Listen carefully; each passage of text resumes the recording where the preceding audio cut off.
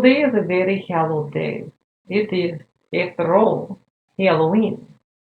And in typical fashion, I am dressed up, as you can see. I am pretending to be a tranny. And of course, that's not very hard because I am a tranny. I am a transsexual. I am also a jaded, the self-made woman, some assembly required. And what is so special about this self-made woman since there are so many out there? Well, let me show you. As you can see, I'm not typical for a tranny or a self-made woman, but what makes me very special and perhaps not so unique though, there are others like me, there are sisters and brothers in fact, but what makes me special is I actually find myself in agreement with, well, how would you describe them? I don't want to call them what they're often called. They are often called TERFs, and TERF is not a very nice word, especially when it is used disparagingly. They are gender critical, and I find myself wanting to talk about Meghan Murphy, who is very gender critical and who has been very outspoken. And she also happens to have a lot of cojones. Why do I say this? Because she recently happened to give a speech in the most politically correct, the most tolerant, and also simultaneously intolerable country that is Canada. That's right. She went to a Toronto library and gave a speech. Trans women are women. Trans women are women. Take back TPL. Take back TPL. No fear. Herbs are not welcome here. No hate.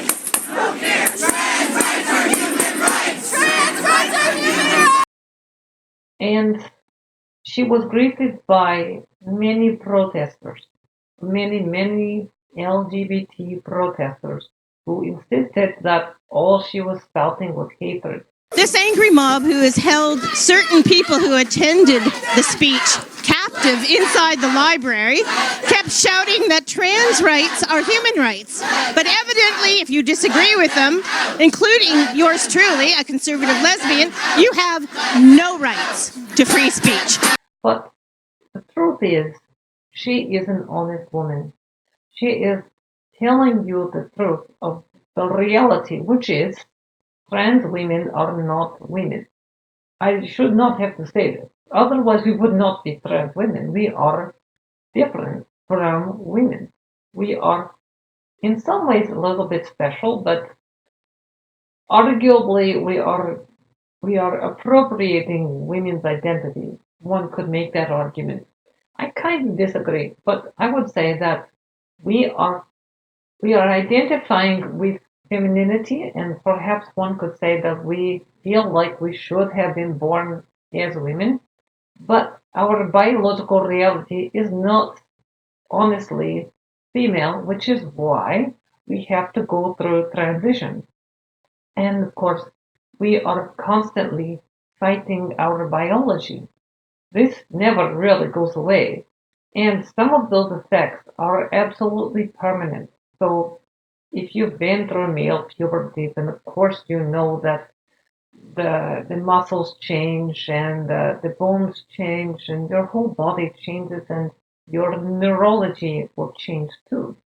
Your brain is permanently scarred from having gone through this. And I would say that it is perhaps true that male neurology is, or even just say all neurology for males and females, is perhaps a bit more ambiguous prior to puberty. But and the thing is, once you've gone through puberty, you absolutely have changed. This is a certainty. But let's be honest, you are absolutely wired to be male or female. Your genetics are almost well, they do predetermine what you're going to be. Your DNA is a blueprint for your life, and while you may not agree with the blueprint, and while you may want to renovate the house that is your body, the truth is that that's what nature made you to be, and you just have to accept that reality that you're going against nature. So, and knowing that you're going against nature and knowing that that's not what the plan is and that your body is always going to have parts that are male and that you're going to benefit from having those parts that are male. If you appear male, of course, you're going to have a bit of privilege. People are going to take you more seriously, especially if you are taller. This is a fact. If you have a deeper, more resonant voice, of course. These are facts. There is something to be said for male privilege, but of course not like you hear among the intersectionalists. And that said, these LGBT activists are quite delusional and they want to bury their head in the sand and pretend that trans women are not biological men, which is exactly what Meghan Murphy is saying. They are biological men and we need to accept certain realities and that there are statistics that correlate with male behavior, and a lot of trans women still perpetuate those statistics. So it is worth having a conversation about. I think that's pretty fair. She's very good at maintaining her stance and having the courage to say what she wants to say, even when she's been deplatformed. So she has my respect. And to be honest, I see her as I see Meghan Murphy as a mongoose among vipers. The vipers being the trans rights activists like Morgan Auger and Jessica Yanir.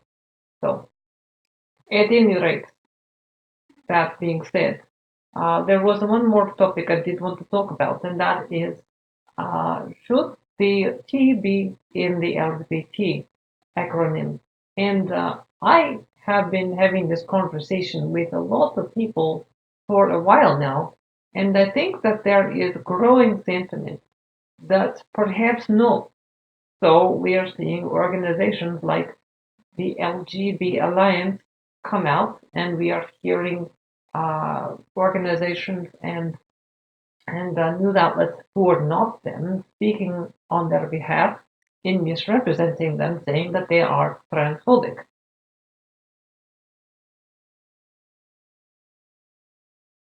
Now, if you are trans, you probably have heard that transsexuals want to distance themselves from the LGBT community because they are tired of, for example, gay men appropriating trans identity and culture and redefining what it means to be trans. You might have heard that. I know, I certainly have. And if you are gay or lesbian, then you probably don't want the T in the community if you feel like you've been erased. For example, when you have to deal with assholes like Riley Dennis saying that you are transphobic for not wanting to sleep with a woman with a penis because she's not a real woman, and because homosexuality means you're attracted to sex, not gender. So I think this is something worth talking about, and I think that these organizations are absolutely valid in their criticisms. But of course, it is not PC. And so, if it is not PC, it does not go. It is not allowed to exist. They are not allowed to have a voice. And I am here to say that is bullshit. And that they absolutely should have a voice. And if you don't give them a voice, if you try to shut them down everywhere, they're only going to talk in secret. And that will do no good. That will only encourage hostility towards the LGBT community and resentment, and you're going to see the biggest backlash like you have never seen before.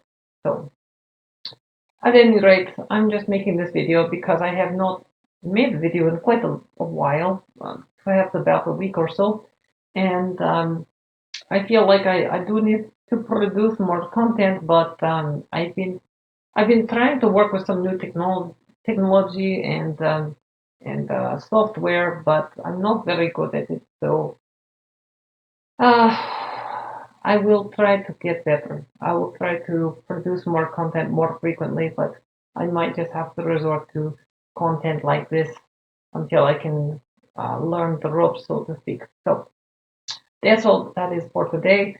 And I hope you guys had a wonderful Halloween. I hope you ate lots of candy and got diabetes and tell me about it. And I will see you all later. Have a good night.